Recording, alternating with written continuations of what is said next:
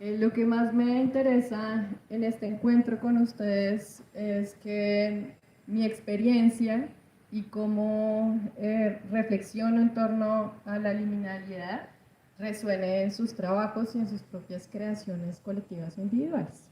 Y para su vida también, como no necesariamente todo tiene que estar allí, sino que estamos ahí, como siempre en ese tránsito. ¿Cómo entender lo liminal en el lugar en el que la piel, ¿no? Esa membrana que tenemos, eso que nos separa del exterior de un otro, pero a la vez cuando hay dos cuerpos también puede haber como una afectación, ¿cierto?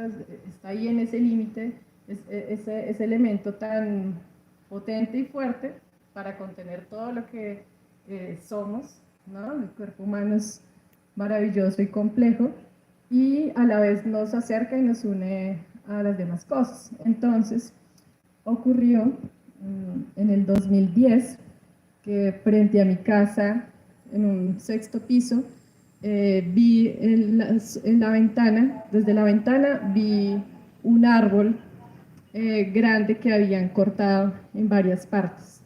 Entonces, primero, pues era esa pregunta. Yo vivo frente al humedal Tibauyes, es el humedal más grande de Bogotá, un pulmón importante para la ciudad. Y ese día, en el 2010, vi cómo lo cortaban, y entonces primero está pues esa pregunta sobre cómo una persona, un humano, decide sobre la vida de un otro, ¿no? Entonces lo cortaron ese cuerpo árbol y estaba allí y no lo pensé dos veces y fui a verlo. Y mientras veía como esos trozos de ese gran cuerpo, de ese cuerpo vegetal, hubo uno que me llamó mucho la atención. Entonces me lo arrastré como pude hasta mi casa, sexto piso, y le empecé a desprender esa primera capa de la corteza, encontrándome con este color, como un color muy, sí, como muy interesante para mí, como muy cercano a la piel. Entonces empecé a hacer como esa analogía entre mi piel y la piel del árbol, de ese cuerpo vegetal. Y así empieza una serie de performance. Este se llama Entre Ríos. Entonces estoy en un caño de Bogotá, donde hemos pues abandonado, ese es el lugar también fronterizo entre una localidad u otra, o un barrio y otro, pero no nos importa esa vía que pasa ahí, ¿no? La contaminamos totalmente y necesitamos pasar de un lado al otro, entonces hacemos el puente. El performance de Entre Ríos, entonces ocurre ahí justo en el puente de ese riachuelo, de ese río, y, y hago como una conexión entre mi cuerpo y ese cuerpo que fue mutilado. Entonces, como pueden ver, hay como una analogía también de como si yo tuviera un gran falo, algo que fue amputado, que no va a poder seguir su ciclo de vida, por lo menos se va a transformar. Y pues digamos que en ese gesto performático también empiezo a generar como otro tipo de interacciones en el espacio, y lo que hago también es sacarle un poquito de esa piel, de esa membrana, y irla colocando en el suelo. Primero quería hacer como estos antecedentes de cómo empezaron a haber inquietudes y preguntas sobre ese cuerpo vegetal y haciendo esa analogía con la piel humana. Entonces surge otro performance que se llama Criatura. Fueron 7 días consecutivos yendo a la plazoleta de Maloca y a los alrededores. Y esto fue por un hallazgo que tuve en un pueblo que visito harto, que se llama Nolaima. Y en ese río encontré un tronco que tenía 3 brazos. Y cuando yo lo tomé, metí la cabeza en medio de dos de estos brazos y sentí así como una conexión, como si fuera un guagua, así un bebecito agarrándose de mí. Entonces hice este performance que se llama Criatura, que genera como esa ambigüedad de yo lo protejo, lo tengo, nos da alimento.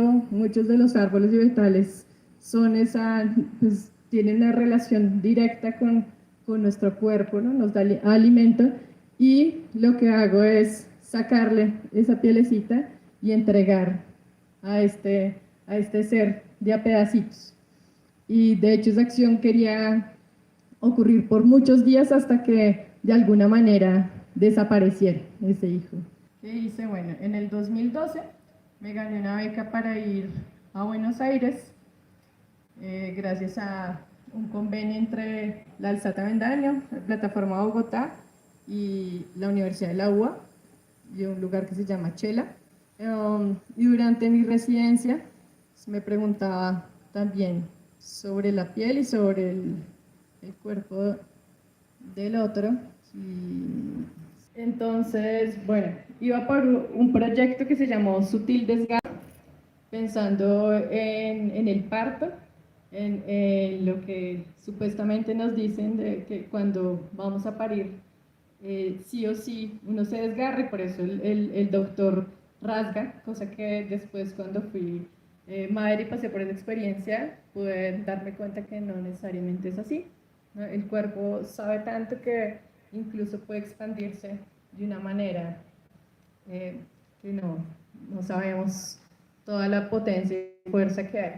Entonces, mientras surgió este proyecto de una sangre menstrual que empezó a cobrar vida y a sacar todas estas intersecciones, transformarse así, tuve la oportunidad, además de este proyecto, de participar en varios festivales de performance en Argentina. Recibí una invitación de un proyecto que se llamaba Proyecto Paralelos Borradores. Entonces, desde la invitación había una pregunta sobre cómo hacemos algo y de todos modos algo queda de lo anterior, y iban a ver, era una galería que además está enfocada en el performance directamente, se llama Peras al Olmo. La curadora, Adriana Rico, que también los invito a ver la página que en su momento creó con su compañero, que se llama Performanciología, el estudio de la performance, donde van a encontrar pues, varios textos y documentos, sobre todo de artistas latinoamericanos. Ella en ese momento nos convocó a 4 mujeres y nos preguntó sobre el arte relacional. ¿Qué era para nosotros el arte relacional? ¿Qué es eso y cómo podíamos activar ese lugar, dejar algunos vestigios, algunas cosas, en 3 meses que íbamos a tener ese espacio, y 2 días únicos en los que iba a ser público para activarlo desde un performance? Entonces, pues yo venía con este trabajo de los troncos y cómo hacían parte también de mi cuerpo, cómo hacía esa relación de mi cuerpo, cómo se transformaba con los troncos o viceversa. Pero lo que me encontraba alrededor de esta galería eran en el andén árboles que, como ocurre acá cerca de Atadeo, Lozano, que no se ve la tierra donde está el arbusto, sino que le ponen ahí un tapete extrañísimo. Entonces como que yo me sentía ahogada solamente viendo esos arbolitos de esa forma. Y entonces surge en este proyecto 3 cosas que me parecen interesantes en relación a lo liminal. Una de esas es que otra vez pues está esta pregunta que ya lleva varios años sobre la piel de ese cuerpo vegetal, pero también sobre ese límite entre cuánto puede demorar un performance, qué pasa, cómo habito el tiempo. Entonces, lo primero que me pasó, bueno, yo venía trabajando sobre intervenciones urbanas, entonces encontrarme en un espacio que parece en blanco, impoluto, como de qué manera ese lugar es diferente a cualquier otro, qué particularidad tiene. Y dentro de los laboratorios y experiencias que tuvimos con Aidana y las otras artistas, me di cuenta que la galería tenía 3 columnas diagonales que se me asemejaban o me recordaban como un bosque. Y entonces dije, bueno, yo no voy a hacer performance afuera, este es el lugar donde me están invitando, pero ¿cómo traslado lo que hay en el espacio público a un espacio privado. ¿Cómo traemos lo público a un lugar privado?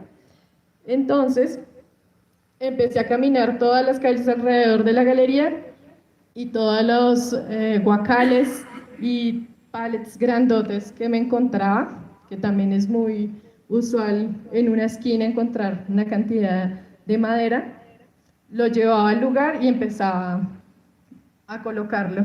Y empecé a hacer como un gran nido que terminó teniendo más de 3 metros y fue un trabajo constante. O sea, yo iba a cada lugar, hacía también un mapeo del lugar donde me lo encontré, iba quedando también sobre la pared.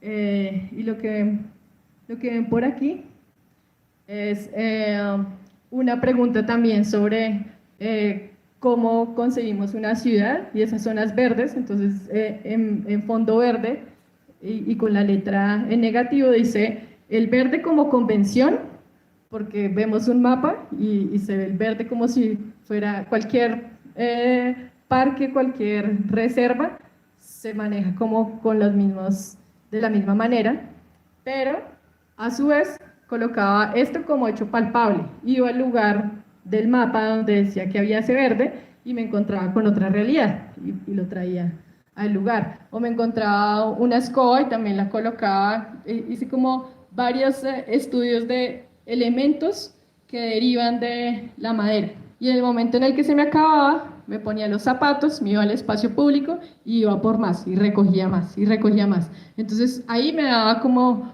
una idea de que no tenía manera de terminar, porque siempre iba a encontrar cosas en el espacio público.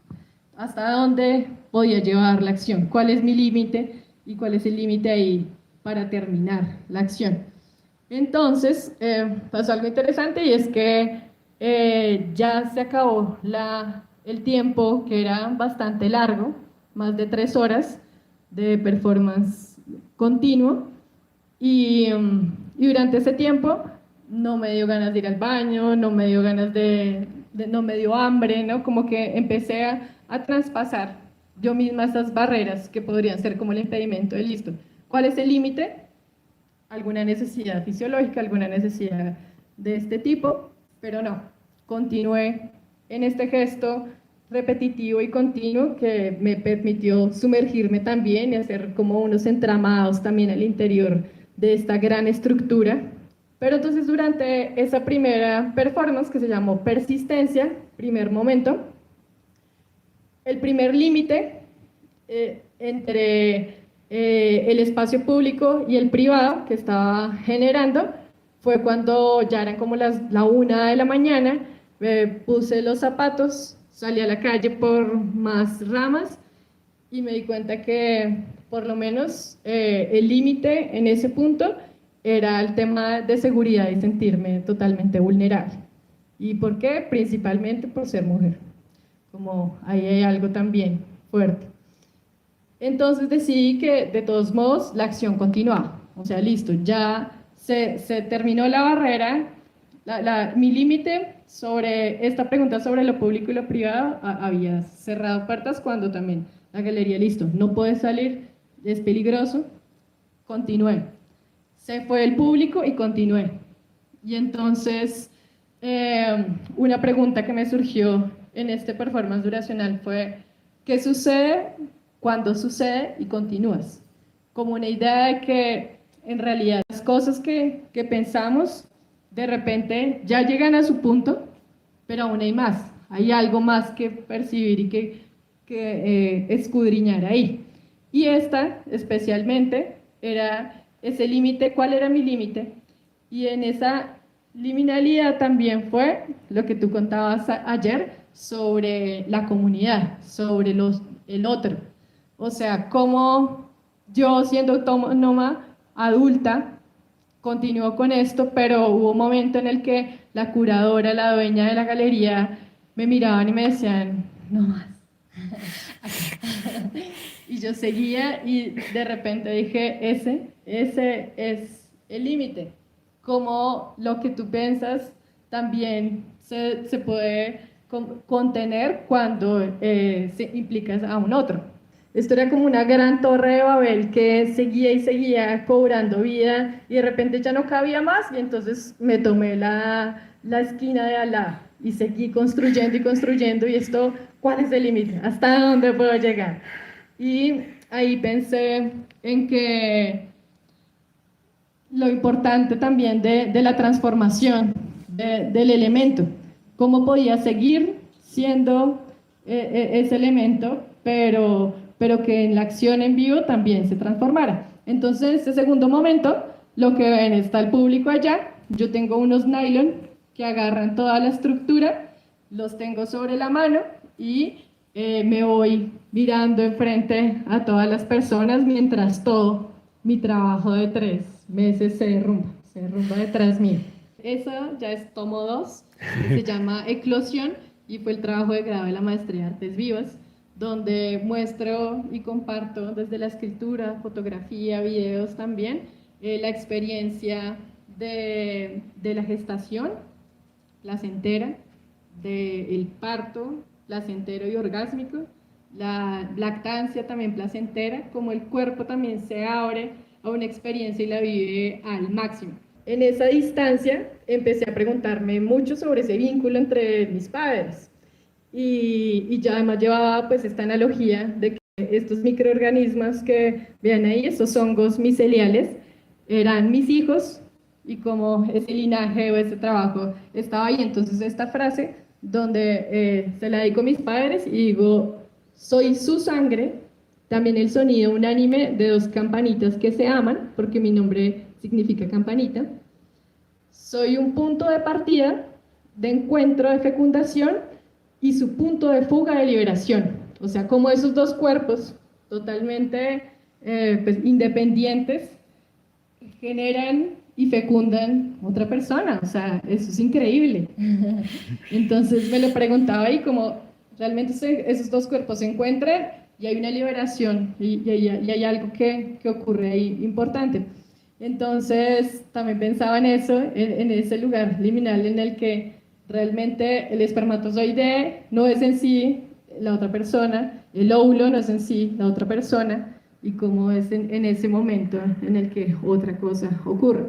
Entonces, el trabajo de eclosión se llama justamente eclosión porque es el momento en el que hay un quiebre, ¿no? Entonces, cuando el huevo se está rompiendo para que salga el polluelo o cualquier tipo de manifestación en la que algo se quiebra para que dé lugar a otra cosa,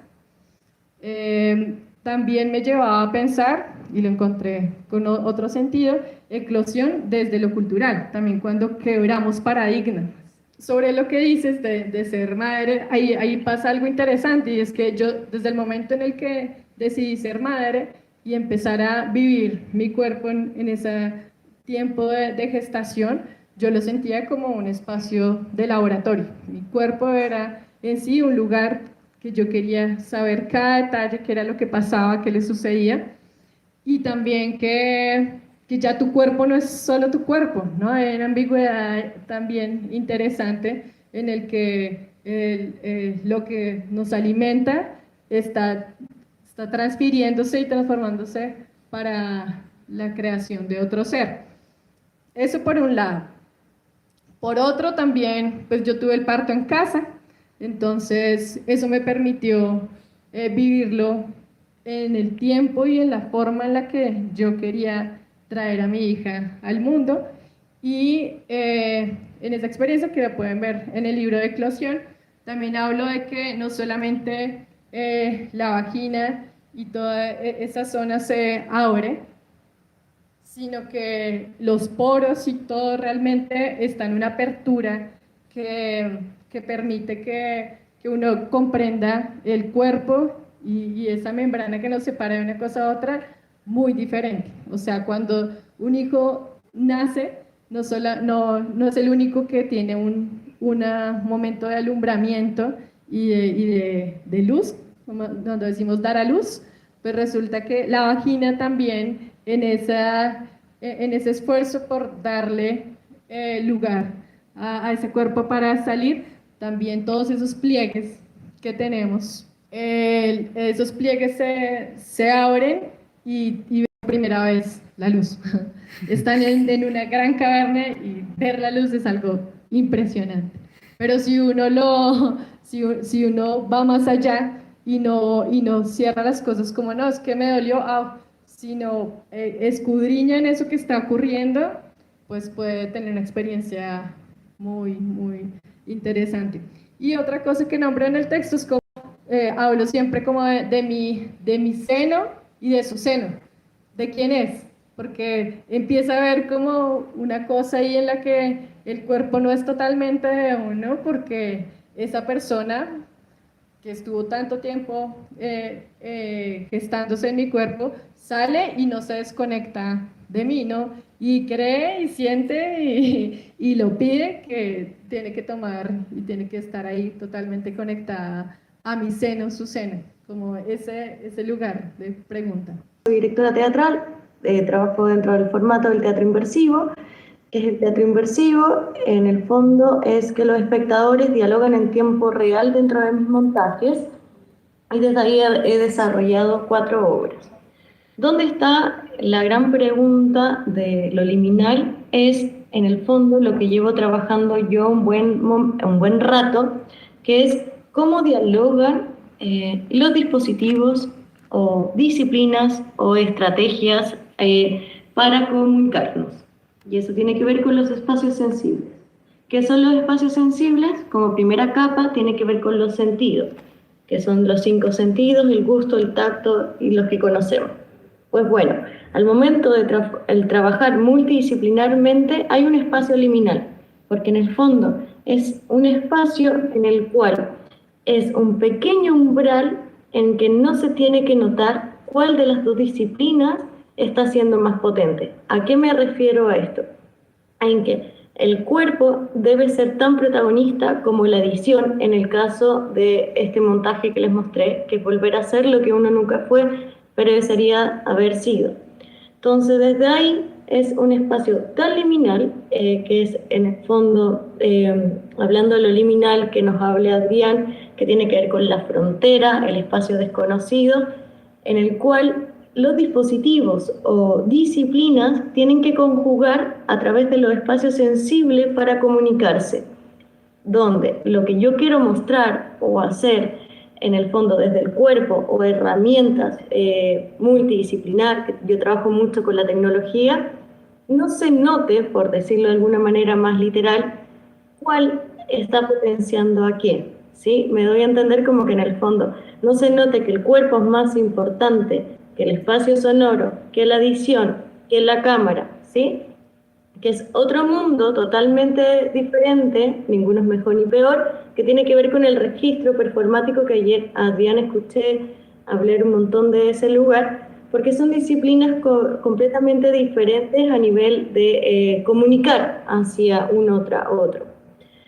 Entonces, desde ahí, mis grandes preguntas, desde que apareció la pandemia, que claramente a nivel artístico, cuando uno trabaja mucho desde el cuerpo presente, mis obras en general, las y los espectadores están involucrados desde mi escena.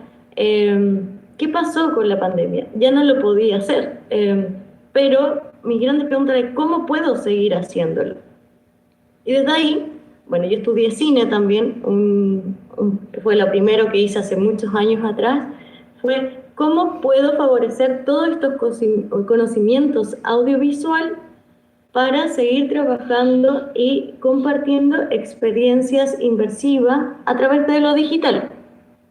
Y ahí empezó a aparecer todo este mundo de Richard Turner, que tiene que ver con la reconfiguración en sí de un todo, que fue cómo reconfiguramos también los espacios y herramientas tecnológicas para llegar a quienes estamos en el fondo entregando una materialidad. Puede sonar muy poco performático lo que hablo, pero en rigor el cuerpo siempre está muy presente. Entonces, ¿qué pasó desde ahí? Que el videoarte es una plataforma con tantos dispositivos a trabajar que es muy amplio el mundo y todo un descubrimiento en el cual el cuerpo, igual a pesar de tener un trabajo hecho, el cuerpo está tan presente al momento de dialogar con las diferentes disciplinas que se forma un trabajo liminal. ¿Por qué lo digo? Porque trabajamos a través de texturas, colores, sensaciones, para que los otros dispositivos se vayan potenciando entre sí y comuniquen hacia quienes queramos transmitir. Volviendo un poco para atrás con todo esto lo que sucedió en la pandemia y reiterando que trabajo mucho con la tecnología, pasó que al hacer obras de carácter inmersivo, que el espectador está presente, apareció los espacios tecnológicos un poco más análogos, por ejemplo el teléfono. Para mí, hacer una obra teatral por Zoom no me calzaba, con mucho respeto a quienes la realizaron y les fue muy bien en pandemia. Para mí no era un sentido porque no había un diálogo que traspasara directamente a través de los sentidos y los espacios sensibles con el espectador y espectadora. Y apareció el teléfono como recurso. ¿Por qué? Hay toda una tesis sobre la inmediatez, lo que está pasando con estos momentos, en el fondo de no comunicarnos con la otra, que ya no nos llamábamos por teléfono, ya no nos dábamos el espacio de dialogar. De hecho, hasta hemos llegado a preguntar, por lo menos hablo de Chile, no sé cómo funcionará en rigor en toda Latinoamérica, que hay que preguntar hasta si podemos llamar por teléfono. ¿Te puedo llamar? ¿Estás desocupada? Y eso es muy extraño. No hay un momento presente de diálogo espontáneo sobre una circunstancia o un momento dado. Y dije, acá hay un dispositivo tecnológico el cual podemos utilizar de manera inmersiva. ¿A qué me refiero inmersiva? Que podemos dialogar a través de los espacios sensibles en los espectadores. Y bueno, hice una obra también que tiene un espacio liminal, que es desconocido, que es sus propias casas de los espectadores se transformó en su propio espacio de reconfiguración, en el cual recibían un llamado telefónico y a su casa les llegaba una caja con diferentes elementos para interactuar.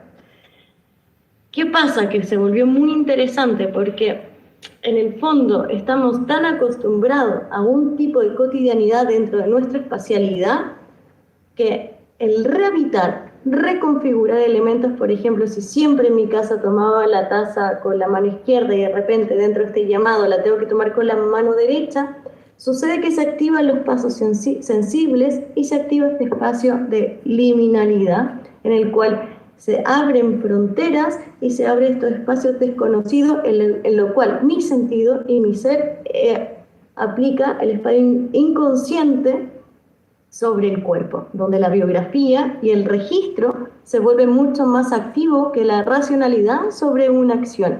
Es súper profundo, a lo mejor no sé, a primera capa se ve muy complejo, pero cuando uno lo va llevando a práctica, por ejemplo, con este material del videoarte que les digo, que se potencia, por ejemplo, este espacio de la fotografía sobre el cuerpo y la reconfiguración como un vestuario, que en el fondo es el registro de mi vida, y cómo lo potencia los dispositivos, creo que engloba un montón a todo este tema que hablamos de la liminalidad, en el fondo de abrir fronteras a nivel multidisciplinar y que todas se pueden acompañar y que todas pueden traspasar hacia una, otra u otra.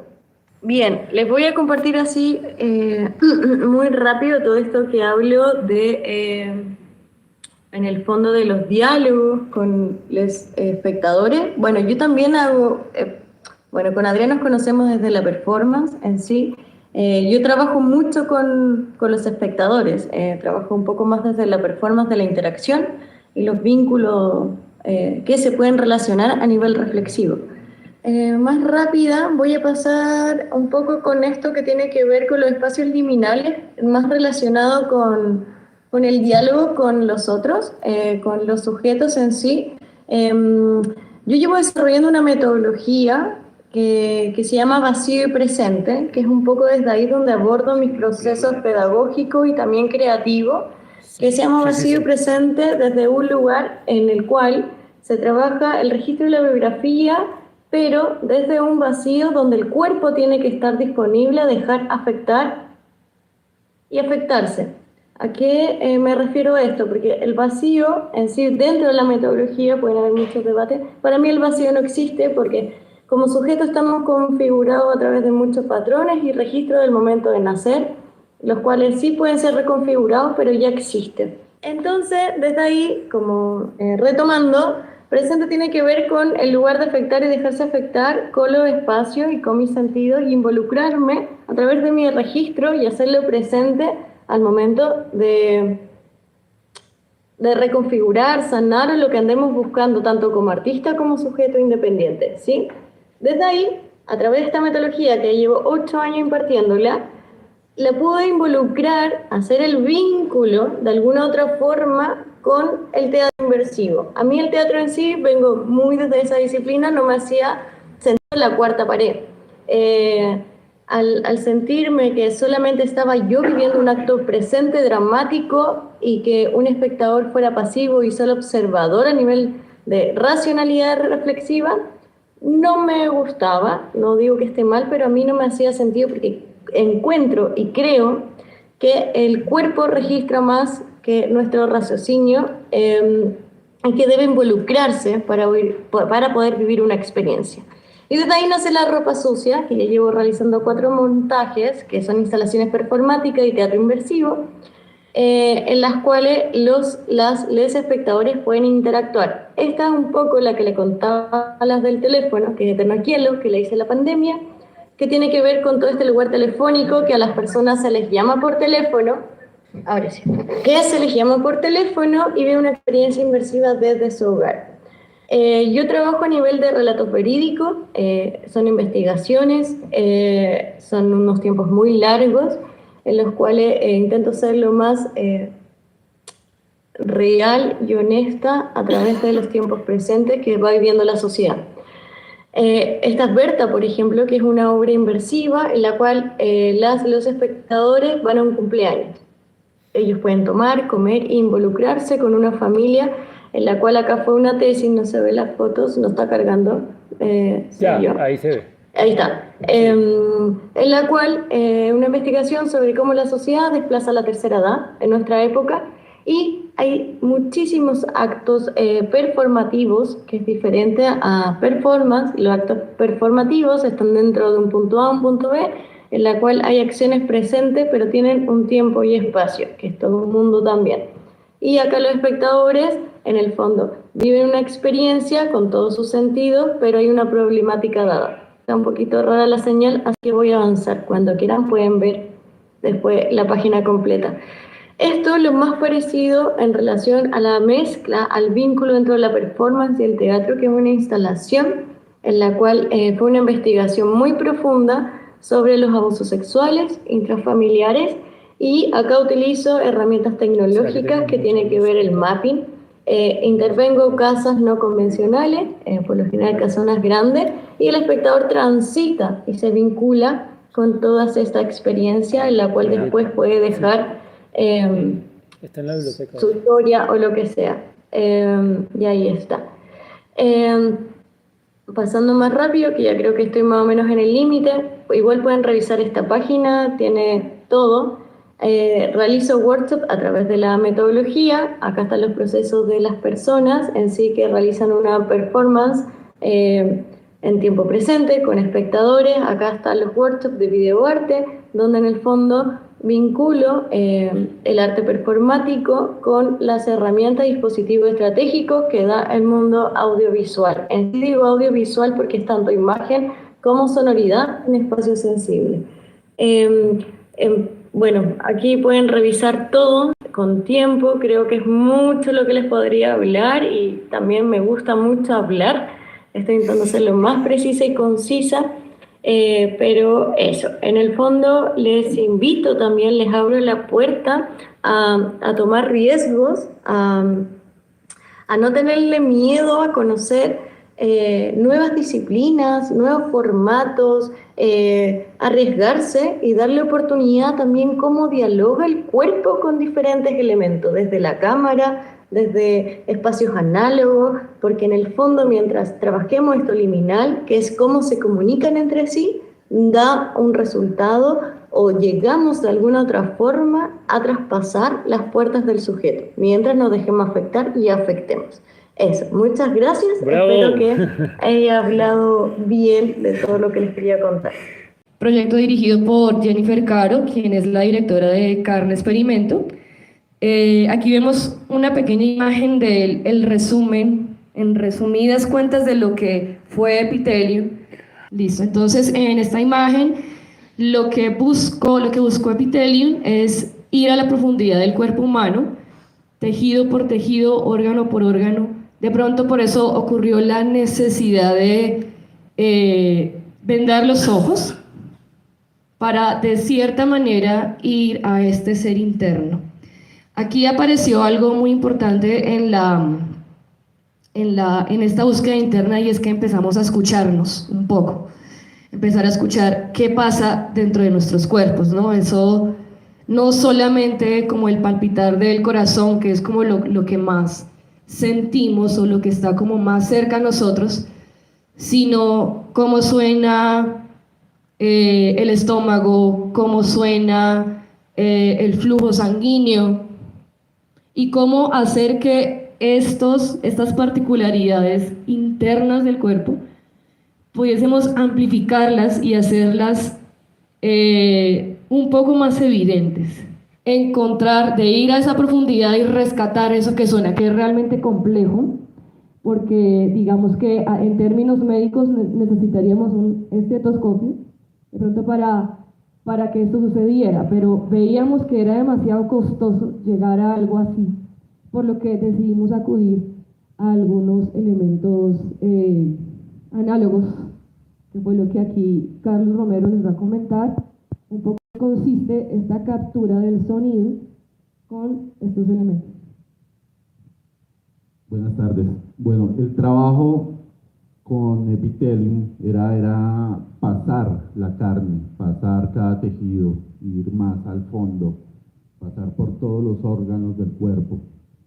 Y dentro de esa tarea en la que yo estaba participando estaba la parte sonora, que era la más compleja, porque visualmente con el movimiento se daba a entender ese trabajo de ir allá, pero con el sonido era más complejo. Entonces, ¿cómo llegar y pasar esas capas?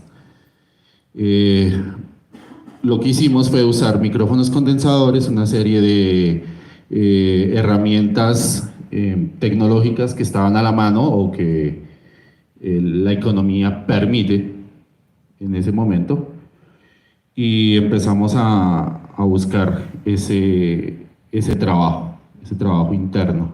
Aquí ya es la evolución del trabajo de Epithelium al trabajo llamado auscultación, donde ya tenemos, después de muchos estudios de necesidades y buscar qué era necesario para poder hacer esa auscultación, trabajamos con el artista Hans Ramírez, creo que algunos lo conocen, y él nos ayudó con esta nave espacial. Bueno, con esta estructura que se llama dodecaedro, ¿sí? Tiene un concepto filosófico muy profundo sobre los elementos platónicos, sobre los sólidos platónicos, y es la expansión del universo. Sumado a software, a algo de amplificación, micrófonos condensadores, empezamos a aislar el cuerpo para que no ocurriera este fenómeno. ¿Qué pasa cuando hago esto?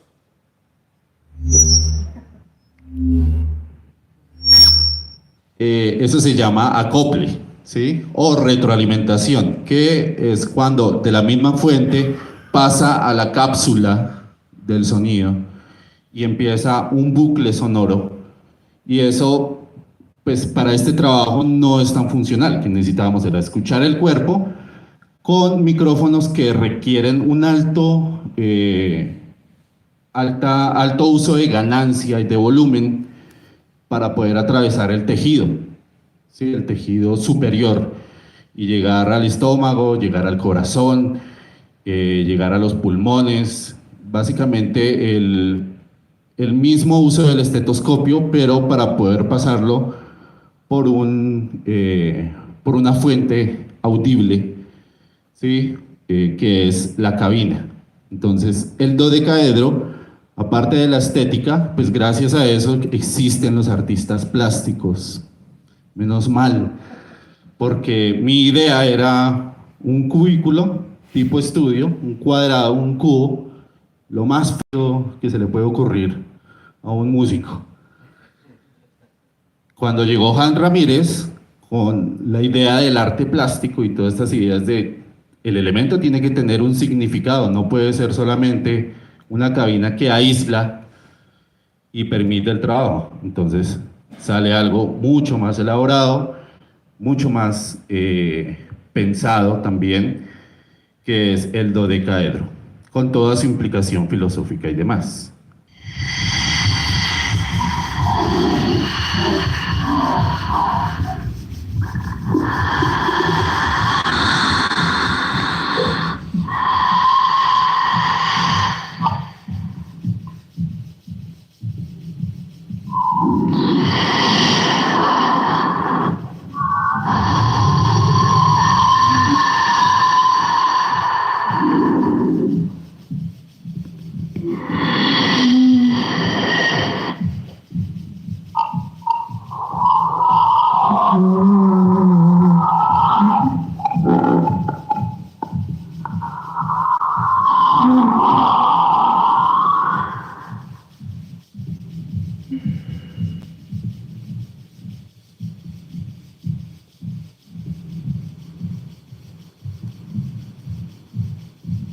Eso fue un fragmento de la ejecución, de una de las ejecuciones en ese momento,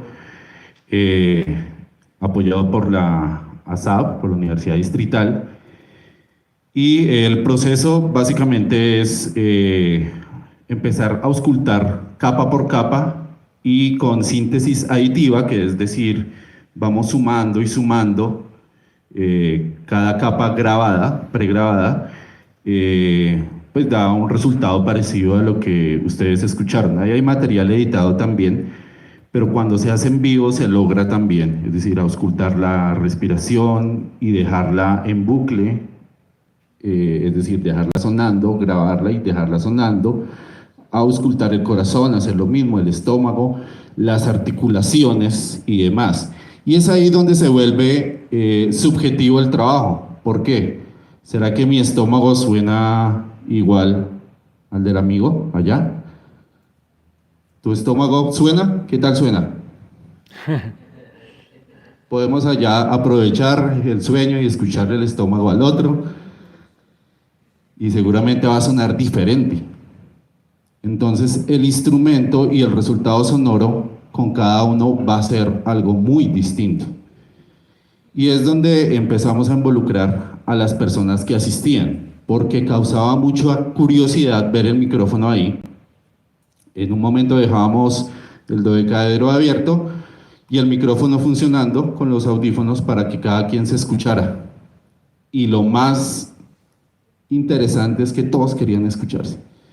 ¿Sí? Se empezaba a hacer fila, que de hecho perdimos ahí recursos, porque pudimos cobrar. No mentiras.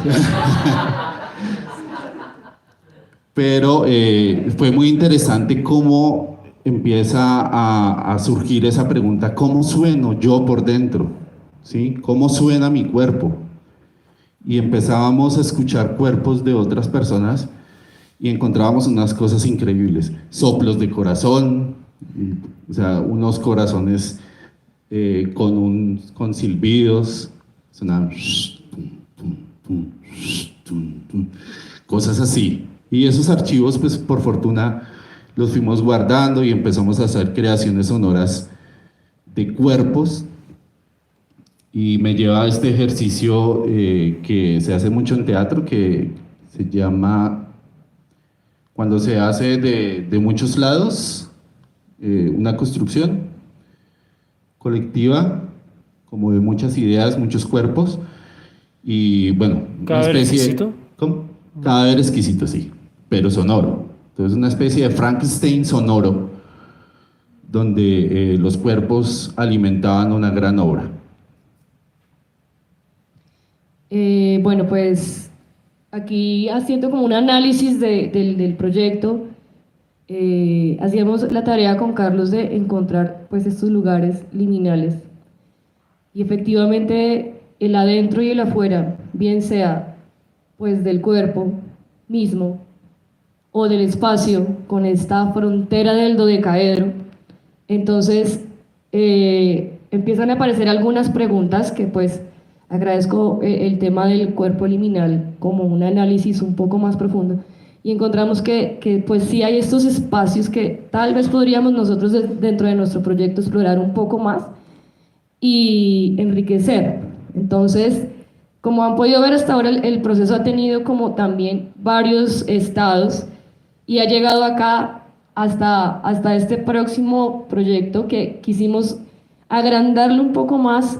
¿Qué pasaría si ya no está esta frontera del dodecaedro y llevamos esto a más cuerpos, a más...